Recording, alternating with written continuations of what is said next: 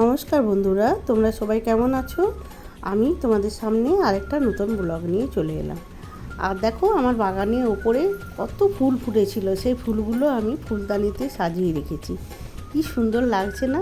আর দেখো আমার বাগানে এই নিচের বেলকনিতেও কত ফুল ফুটেছে। হ্যাঁ, এগুলো প্রতিদিনই ফোটে।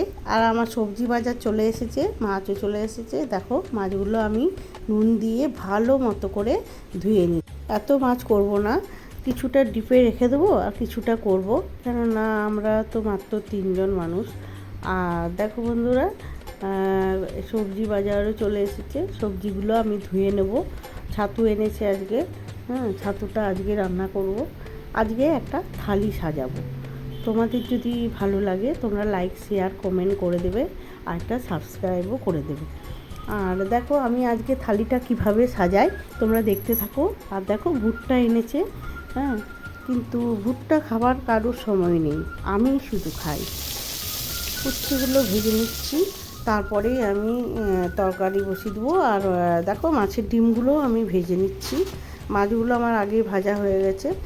আর মাছের তেল ছিল, সেই তেলটা দিয়ে মাছের তরকারিটা করবো। আর দেখো শাকটাও ভেজে নিচ্ছি। এই দেখো মাছের তেলটা দিয়ে আমি তরকারিটা বানাচ্ছি। একটু সামান্য পেঁয়াজ কুচি, মাছের তেলটা দিয়ে তরকারিটা দিয়ে দিলাম।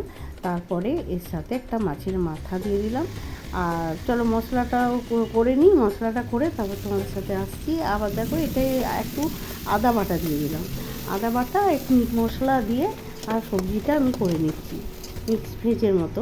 আর দেখো এটাও আমি একটা ঝোলের মতো করলাম, সরষা দিয়ে কচু দিয়ে আলু দিয়ে ঝোল, এতে মাছ ফেলে দেবো। চলো জল খাবারটা খেয়ে নিই, বেলা হয়ে যাচ্ছে। হ্যাঁ, তারপর আসি আবার রান্নায়। এই দেখো আমি এটা ছাতু বানিয়ে নিচ্ছি, সর্ষে দিয়ে ছাতু। একটু সামান্য আলু দিয়েছি, আমাদের আলু খেতে খুব ভালোবাসে সবাই। হ্যাঁ, চলে এলো ঝমঝম করে বৃষ্টি। চলো তোমাদেরকে একটু দেখাই মেঘটা। দেখো বৃষ্টি চলে এলো, কাপড় জামা সব তুললাম আর থালি সাজিয়ে নিলাম।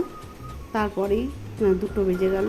দেখো থালিটা আমার দেখে নাও, তোমাদের ভালো লাগলে একটা লাইক শেয়ার কমেন্ট করে দেবে। আবার আসছি পরের ব্লগে। সবাই সাথে থেকো বন্ধু।